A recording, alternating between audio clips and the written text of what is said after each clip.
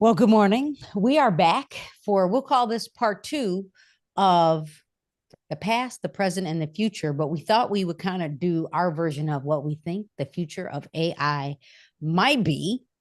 And just to kind of give you, like last week, if you missed last week, you should go back and watch the live replay either on my YouTube account or Mina's YouTube account, because we typically go live every Sunday morning, the morning show with the twins. Again, like I said last week, I feel like we might need a really real official name. So we talked about some of the history of artificial intelligence, what our ideas of artificial intelligence is, or was, or still is, and then kind of some of the thing, the current version of AI or what we are seeing, and then what the future might hold. So, Mina, can you talk about what you were saying about in the education space around other countries and how they're already teaching the next generation, the next generation to use AI, because maybe that'll be a good um, leap into the future? Okay. What I think what you're talking about is I talked a little bit about one country specifically, Singapore. Singapore is ahead of everybody mathematically, language, science, literacy, writing, you name it. They're ahead of everybody, and they know that there is fear in AI. But what they've done is they said, well, let's just push the envelope and see what will happen. And what they did is they put ChatGPT, OpenAI, a platform, or any generative artificial intelligence, something that can recreate and help you be creative in front of preschoolers, like 2 and 3 year olds. Because typically 2 and 3 year olds can talk to you about something and they can ask you questions. You know, when your kids were little and be like, why? Why? Why? Wouldn't it have been great if you had something that could answer why or if or how?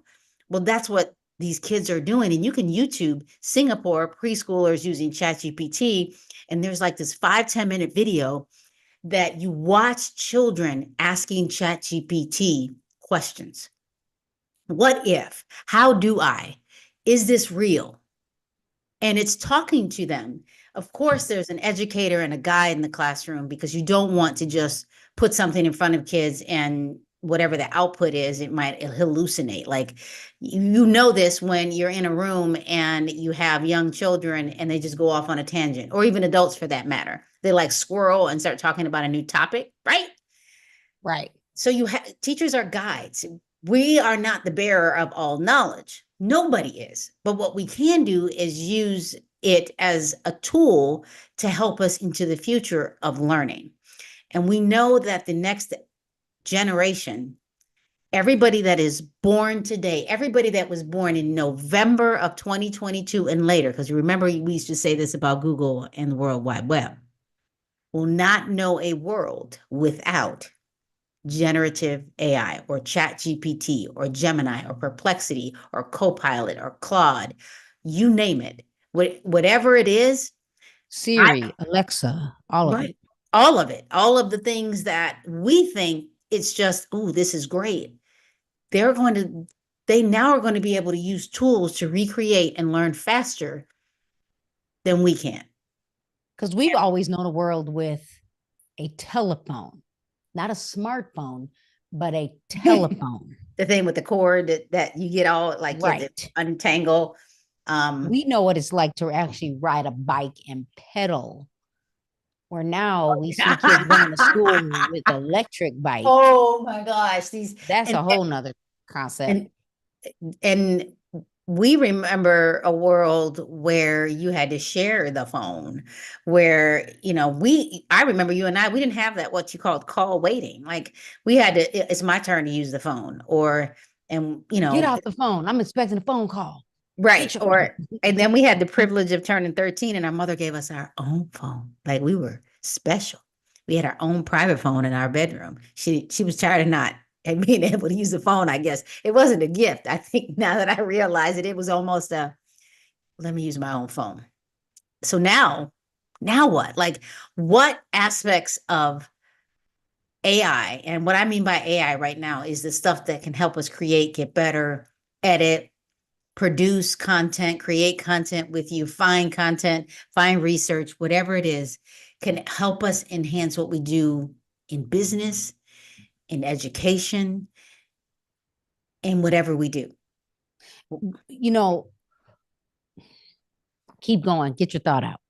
No, no, you're right. You can actually jump in. This is a perfect segue if you know what it is that you want to say, because economic growth and productivity is going to change everything. So Because like what I was thinking of was because we were having this conversation with one of our kids about people striking, going on strike. mm, And you called it BCAC, before COVID, after COVID. I almost, when before COVID, we did things a certain way. Even in real estate, I'm an instructor, and we taught all of the multiple listing classes in person. We teach them online on WebEx? Yes, but it was really one of us that always got the online, and that's because she was in another state. She used to be an agent in Illinois, but she moved outside of the state, so they gave her all of the webinars. mm. COVID happened, all of us had to teach via Zoom or WebEx or whatever platform the company Or wanted have to. a family event. Right. So what I'm saying is COVID made us rethink the unimaginable, because no one would have ever thought that we would have even been doing our conferences virtually. But we figured it out because people still wanted to figure out how to get together, even though they weren't physical touching. Now, do I think we still need physical touch? I'm going to go with without the data as a fact, but we could go research the data later. Do I think we need that? Yes. But when I go back to the conversation around people that go on strike because they want to raise, or people that go on strike because they need better working conditions, do I think we need to make a point? Absolutely.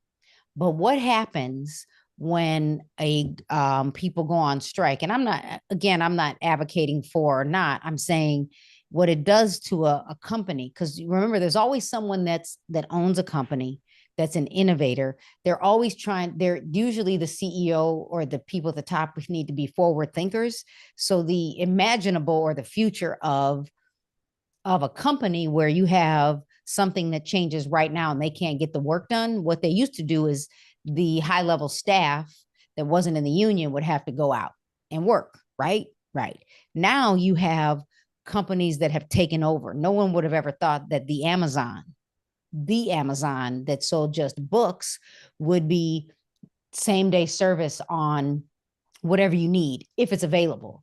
Like no one would have ever predicted that you would have automation with some of these things. And so when we think about the future of AI, I think this is, if people really sit down and brainstorm the imaginable, it's going to change the way we think, and it's going to make you say, if I do this, what's the outcome of it? Because if I do this, my company might already be thinking about ways to replace me, like you said. And I don't know where I saw it. I should write this down for research later, for maybe another talk. The Elon Musk story, where his company, he asked the people that work for him, I need this done. And they said, well, we can't get that done for 5 or 6 months. And he was like, turn the plane around. And then they fixed it in like 24 or 48 hours because they were tasked with doing it. So when I think about the future of AI, I think about, we've already, in real estate, in education, you've already had predictive analytics. But what if, and I'm sure it's not even a what if, it's the if, because I'm sure some of us are already using this, that we're using predictive analytics and AI to help me predict the best house to market to based on data, but not just the best house to market to, but giving me a whole concept and a strategy that whatever I do, that homeowner is going to always pick me because I've used AI in the strategy. Okay. I want to take a step back in time just for a moment. Blockbuster, Kodak, Nokia, or whatever that one company was, Nokia. They didn't want to go Mm-hmm. into the smartphone business, so they lost a huge part of the market share.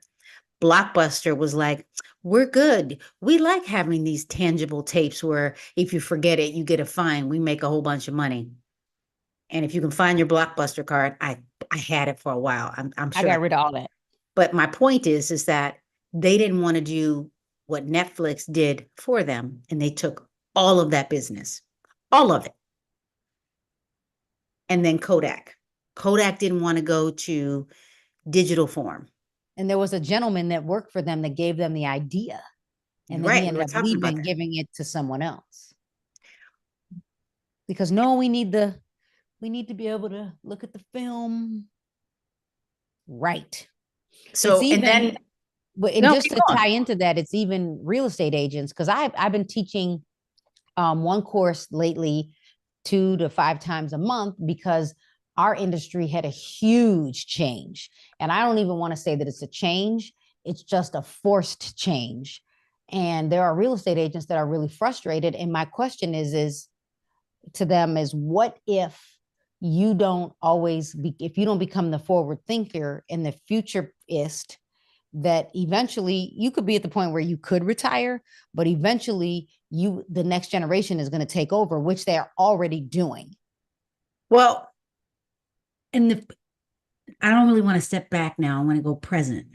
News stations are live on TikTok. News stations are live on YouTube. They're not just, the 3 channels, the 4 channels that we remember back in the day. For me, those channels were very specific in Illinois, like 257. They're different here in California. We have not just media outlets doing this. I distinctively remember every day. I should correct myself. The same time that you go live on Fridays, there is a company that models their clothing to share it. I think it's Chico's, like, and they get maybe 50, 60 people every Friday. I think they're ending before you. It's like 5 minutes into yours and then they're gone. My point is that if you don't shift because you of a fear factor, you're going to be stuck.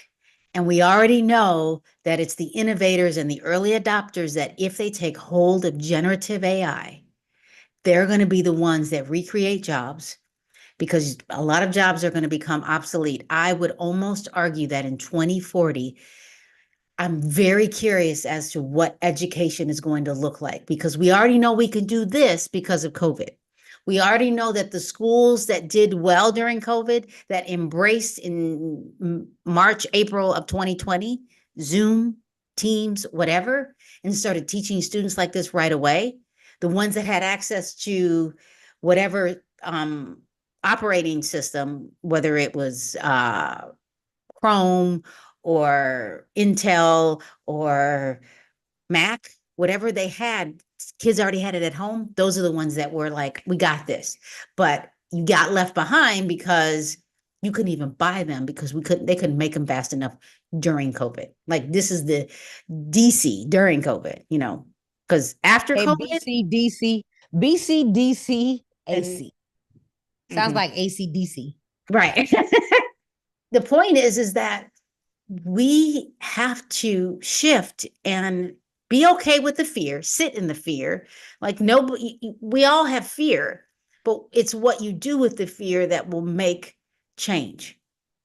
You can either sit in it and become paralyzed, or you can choose to move forward with the understanding that the younger the person is that starts to use ChatGPT and the person that guides them through it are the ones that are going to be very innovative as they get older. And there are companies that are now hiring people with positions on training their companies on how to use ChatGPT. Even like not just how to Engineers. use it and how to click, but how to think and how to prompt. And, they have names for prompters now. And because many of us have been using it now for 2 years straight. And some of us every single day. Now, I can't say in the beginning I was using it every single day, but now it's a part of my daily checklist, log into Chat GPT. Because you just figured out something last week that, with video, even that now, what did you say? We Googled it. Now you Chat GPT'd it. You don't just, I guess I'll Google it. No, I guess I'll GPT it, or I guess I'll chat it. The reason why I don't just say chat, because that could be ambiguous. It could be perplexity or it's all GPTs, but chat GPT has coined, OpenAI has coined that. So it's GPT. So the idea of what happens what happens in chat GPT will surprise you every week. Like, because last week when we were on and I put in some information about Ford Fusion and asked it some questions, it answered about the AI in your car on cruise control, I think it was. And then it gave me a video. And it wasn't just the link to the video, it showed me the video. Like when you go to Google and you Google it and it gives you a list of ideas and you're like, maybe you want to click on that video and that video, it showed it to me, which was like, oh, I didn't even know it could do that. Every day that I go in, I'm surprised with where it is. And I think that even if even if you do it 2 to 3 days a week, you're going to be in the place you need to be to get better. You know, practice does not make perfect. It makes better, it makes proficient, it makes creativity. Like And over time, doctors you are become, go ahead. proficient. Right. And what about doctors? Doctors are always practicing. They're not perfect. Doctors practice medicine. And that's why they have a checklist, which is a different conversation for another day. But they, oh, the future of AI is already here. And we haven't even, scratched the surface of the imaginable. But when a friend of mine's, her husband recently had surgery, and there was a robot in the room with the surgeon for the whole 10 hours. Yeah, because the surgeon gets tired, but the robot doesn't. The bot doesn't get tired, and that is why they do it. And there is AI that will scan the human body inside and out, three-dimensional, and the surgeon can practice the surgery 4 or 5 times before they actually go into the body. They can practice and it'll tell you what could happen and give you future. If you go there, this could happen, but you try it anyway. The human factor is still always better because your brain is going to always be better. It is the perfect computer. But I should say, and every GPT that is created, the language models are created by humans. So we want the little itty bitty humans to get good at it so that they can become the programmers so that we have equitable voice in what's in there, because it's very opinionated too. And it might give you an opinion that is only based on one thing. And the programming language that happens, there are a group of people that have programming language, and you can go grab what they call queries, grab that whole query and then edit it and improve it. The problem with that is that you may not realize there's a tweak that you need to change because it was somebody else's opinion. That is why we need to get younger people into understanding these large language models. Um, yeah. Anyway, and it's and the key is we need young people, but not just young people that have the ability or the fluency. We need every demographic group, every diverse group, from the high incomes to the low incomes, because you proved to us last week that any generation that has anyone that has access to a phone or a computer can just have a conversation with ChatGPT to learn. And we're not saying that it should be a replacement for learning. We're saying it should be in addition to, because again, enhancement, right? every week I write what I'm going to talk about on social media, but but from that I can take what I've written out, and I can ask ChatGPT to confirm find sources based on the information I've provided. Or I can ask ChatGPT to edit for grammar. Is there something I didn't think of? Is there something I could do better or differently? So it doesn't mean that we shouldn't teach our kids how to understand and read data. It doesn't mean we shouldn't teach them how to do math the hard way, the long way, whatever the creative way is, multiplication on your fingers.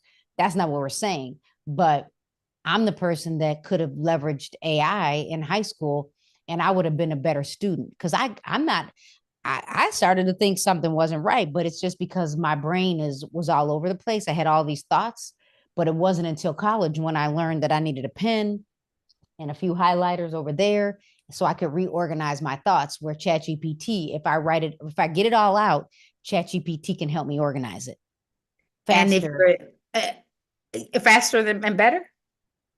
Maybe. There are some ethical concerns. I mean, you don't want to be putting private information in there, your social security number and all those things. You don't want to put private student information in there, or any, if you are in a business, you don't want to put client personal information in there. So you have to be very careful and consider those things. You have to, again, I would even say you have to consider who it is that's training, and do they have some type of background and understanding, even what the World Forum is saying about it. Like, are we thinking about the future of AI and the impact of AI and what we're going to do differently with using it? Because I see, typically we see the future in 10 years. Like, we don't even define the future as tomorrow. We typically, if somebody says the future, people will think, well, in 5 years, or on, what did you say? I think last week you said something about January 1st. What's that? New Year's resolutions. Like, we think of things in years or decades, and the future is now. And we can define it as the present, but what is going to happen in 2 years, 5 years, 10 years with the use of artificial intelligence? And it has shaped the education arena, the system itself, because there are teachers that are like, I can't even keep up. So I'm out. Like, they're retiring. It's not even just because of after COVID. It's also because the amount of learning that is taking place, sometimes it's just a lot. And we almost have to let the people that want to take on all this knowledge take a step back. I would say go slow to go fast, but to take some time to learn it. There are things, that checklist that you talked about, the GPTs of the world, we have to be doing that daily so that we can. So you just said that people are getting out of the industry because the learning is happening so fast. And what I heard from that is that this is why you must be in a constant state of learning. So in my what I think of is the real estate agent that refuses to change. Do I still think you can make phone calls? Do I still think you need direct mail? Do I still think you need social media? Do I still think you need email marketing, ad placement? Yes, but it is the agents that refuse. I'm not using that. It's like the agents that refuse to use Facebook when it first launched, or the agents that refuse to go to an e-signature tool. I'm not doing that. Or the agent that refused to put their documents in the cloud. Oh, I'm not doing that. And then what happens is now you're forced, because a company has totally shifted from paper to a cloud storage. And that's the simple version. It is, we get so overwhelmed and stuck because we didn't keep up with the learning.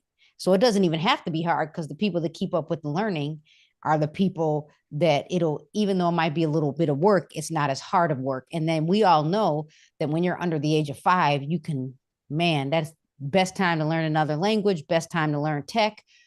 It's just easier for them. And why we can see even my grandson, they just pick up the phone and know what to do. Yeah, they just do it. And it's whatever the new tech, whatever it is, we have to just be okay with the fear, be okay with becoming comfortable with the uncomfortable, and learning through the discomfort. That can be very difficult to do for many people. And I think that the future of AI, I'm not going to say that it seems to be here, it is here. And the impact of what's going to happen from education to business, from birth to business, where's the in between? How do we make sure that everybody has access to it so that they can improve what they're doing over time? And knowing that you can either create your obsolescence, or you are creating someone else's obsolescence, or becoming obsolete, don't have a job anymore because of the new technology.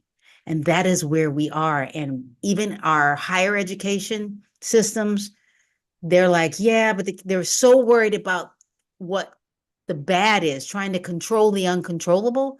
You can't control cheating, but you can control how you teach people how to learn with it.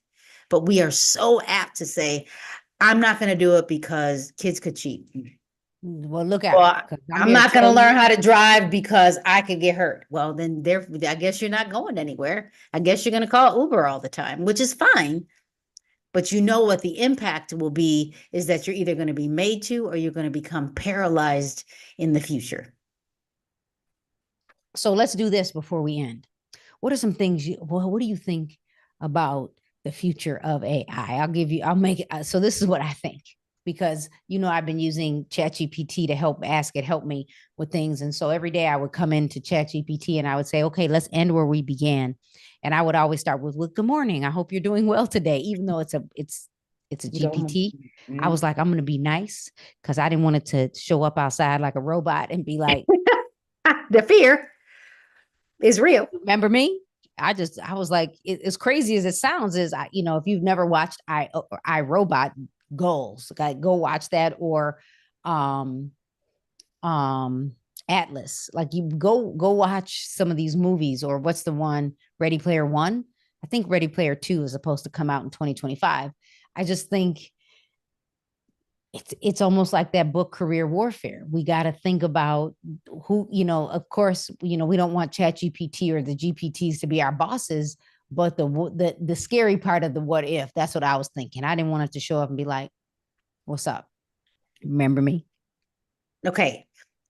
Do you remember the show Person of Interest?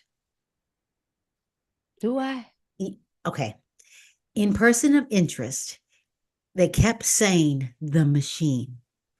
And it aired from like 2011 to 2016. And I was so intrigued. I was disappointed when it ended because it basically feels like Chat GPT in 2011, like it was coming. And I was like, it can surveillance you, it can figure you out, the coded bias of facial recognition, human recognition.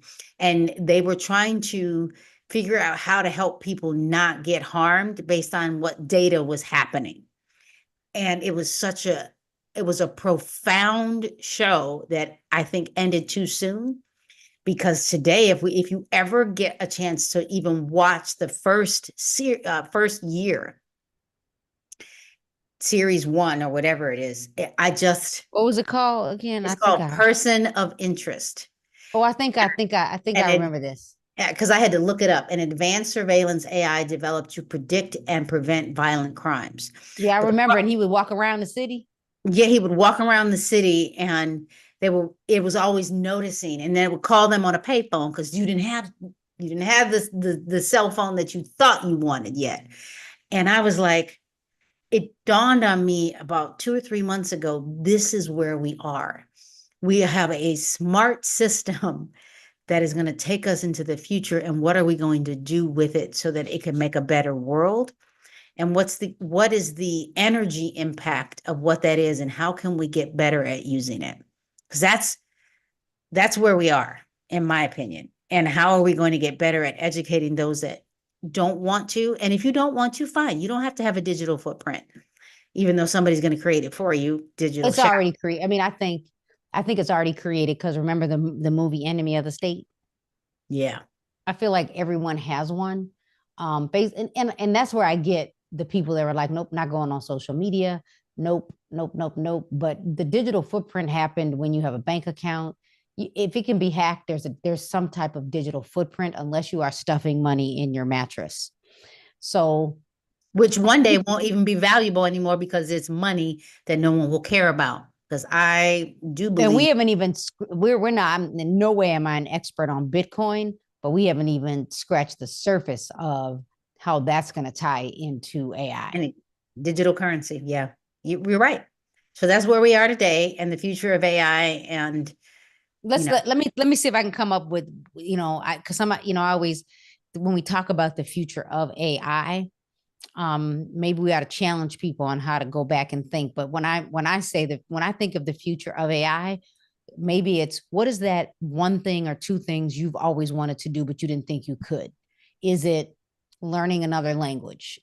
You might still need the human factor, but it could be the future of AI makes it easier for you to actually have a live conversation. But maybe the future of AI is when I say good morning, how are you, that automatically, and someone else automatically hears buenos dias, ¿cómo estás? Like it could just happen that way. I mean, like that could be a future, or it could be that I want to become a developer. And in order to become a developer, I have to know how to do this, and this.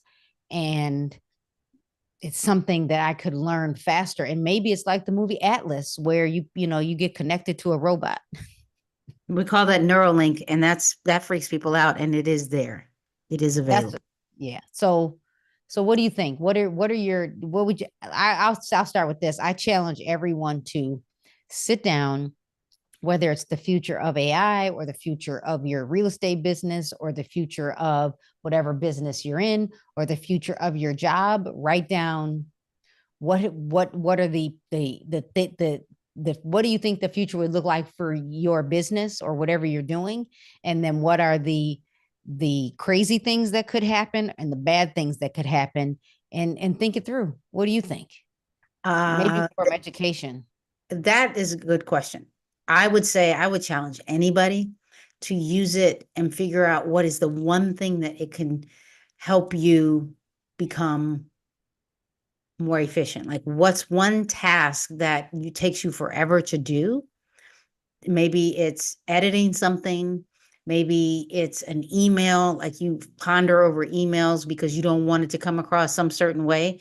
You write the email and you throw it into ChatGPT and say, make this where it doesn't sound like I'm upset, or make it sound friendly, because sometimes emails don't have emotions, but you want it to come across in a voice where it is positive. It could be that. And then one other thing I would challenge people to do is to read maybe once or twice a month the latest in AI. What There is you that? have it. That's what I would do. Those two things. And I'm Carrie Little, the designated managing broker of Caremark Realty Group in Illinois and in Florida. If you want to continue to learn from me, you can follow me on Instagram, YouTube, TikTok, Facebook. I am Carrie, Carrie Joe Little, everywhere. And go to the links in my bio. You can also from this video, you could easily sign up for one of my free on-demand master classes. The most recent is It's the Final Countdown. And I'm Dr. Mina Joe Blazy. You can find me on all the platforms as Mina J. Blazy, except for YouTube, MJ Blazy. And on December 7th at 9 a.m. Central Time, I'm doing a webinar on allowing ChatGPT to be your AI buddy. So I will see you then.